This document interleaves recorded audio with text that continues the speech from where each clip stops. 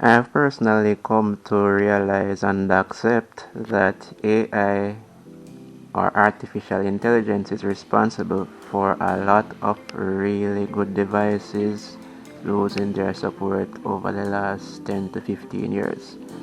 A lot of very good devices have lost support because of the introduction of AI, and many of our phones today are being sold based on the idea that they can support AI. With that being said, I'm going to take you on a journey to explain why I decided to sell my Samsung Note 8 and downgrade. Let's go. I sold my Samsung Note 8 phone for this. Now, the Samsung Note 8 is a very good phone.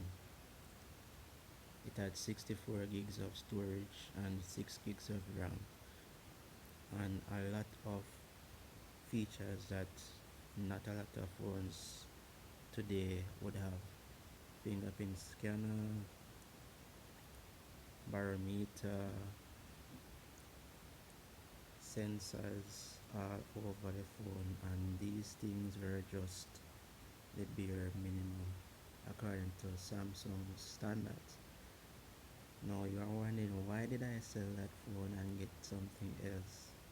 The truth is I needed something that was smaller and was more in keeping with the present style of living I presently adopt, and the Samsung Note 8 was too big for me to carry around, so I sold it and got something smaller. And in a bit I'm going to show you what those items are.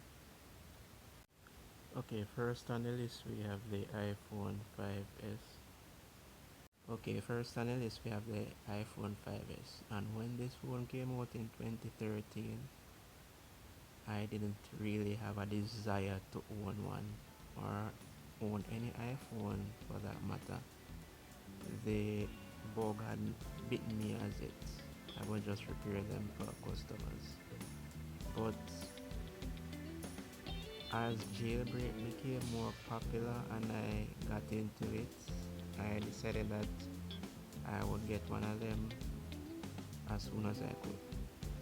And the one that I'll be getting will be on iOS 12.5.5. I don't think I'll be bringing it to the latest version. I plan to do a bit of modification to it.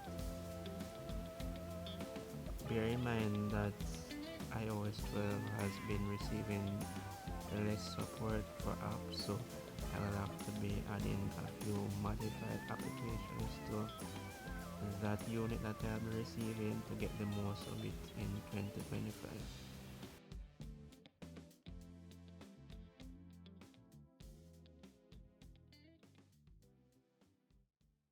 Next up we have the MotoG Play 2024 version.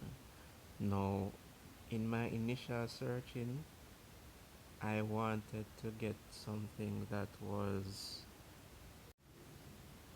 chock full of storage, and I'm talking like in excess of 128 gigabytes or more. But it turns out that I wasn't able to get the device I wanted because of over demand, right? So I'm getting this one primarily because of the latest operating system that it will be running. I believe it's running Android 14 as we speak. So the refresh rate is pretty high. I have been only using 60 hertz devices for the past 10 plus years, and I believe it's a good time to get a device that has a higher screen refresh rate. Another reason why I chose this one too is because of the battery capacity.